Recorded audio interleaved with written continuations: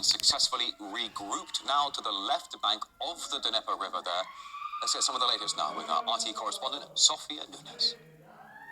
Today, the Russian Defense Ministry announced that it finished regrouping its troops to the left bank of the Dnieper River in Kherson region. According to the ministry, all units of armed forces have taken up defensive positions and that no military equipment or weapons were left behind. Also, all civilians who wished to leave the right bank were assisted in the evacuation. In an attempt to disrupt the process, the Ukrainian forces launched dozens of HIMARS rockets at the places of river crossings, 28 of which were shot down by the Russian air defense systems and 5 were deflected from their original targets by means of electronic warfare. The repositioning comes after an earlier announcement to withdraw from that side of the river in order to, well, save troops on the ground and, of course, protect that of the local population. And there were, for example, it was in response, I should say, to concerns that the Kakhovskaya Dam upstream could be blown up by Ukrainian forces, ultimately causing a deluge. Meanwhile, Ukrainian officials claim that their troops have already entered the city of Kherson. Now, also, according to multiple media reports, the Antonovsky Bridge that crosses the Dnieper River has been disabled. Reporters at the scene say 2 sections of the main bridge were blown up, leaving the crossing inoperable. As of now, the Russian Ministry of Defense has not commented specifically on that.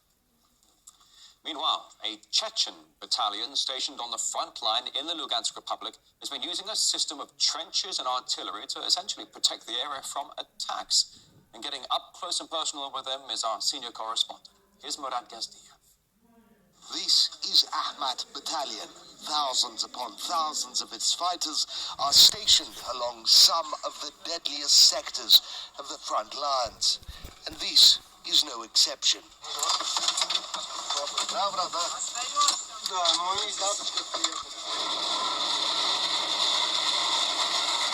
We're now in the vicinity of Chornopopovka near Kremenная. This is the new front line as it is stabilized. The front line, there are multiple layers of defense, minefields, trenches, bunkers, as well as mobile reserves all over the place. Russia's pullback from Kharkiv region following Ukraine's successful counterattack only ended here. The Ukrainian military and nationalist groups have been unable to break through. When we first arrived, there was nothing here, just a few dugouts. They attacked then and tried to cut us off to keep us holed up under cover. I don't know where they were firing from, but everything they had, they sent at us. But they couldn't get through? No, they were unable to break through. Digging is survival. How deep and how quickly you entrench dictates whether you live or die.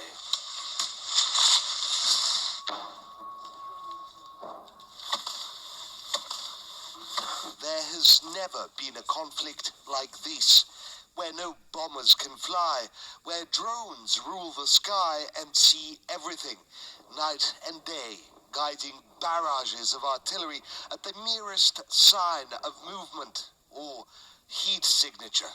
A silent war fought between the East and the West. There aren't many Ukrainians, mostly foreign mercenaries. For example, Poles and Germans. Our boys hear them. They mostly work in trios, tanks, mortars, and drones. The shells and mortar rounds flying overhead. There's very little to do for infantry in a situation such as this, other than keep watch in case Ukrainian infantry decides to press forward in a mass mobilized attack. From what we understand, they currently don't have the necessary manpower, the necessary vehicles, ammunition stores to push forward. So the situation here has turned into something of a standstill, with just artillery duels. By local standards, this was considered quiet. When things heated up, however temporarily, we would rush to the closest dugout.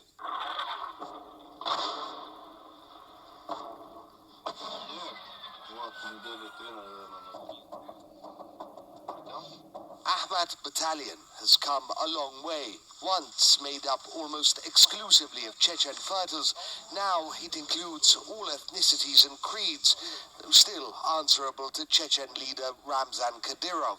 A band of just a few thousand has grown to an army of tens of thousands, hardened into veterans by merciless battles in the streets of Mariupol and cities, fields and forests of East and South Ukraine. The enemy is well prepared. There are many foreign mercenaries. You can hear it yourself. Mercenaries are firing at us. But we are holding our positions, thinking ahead, and we've got everything we need, thanks to Kadyrov and our commanders. Morad Gastiev, RT, from Lugansk region. All right, time for a really disturbing story here on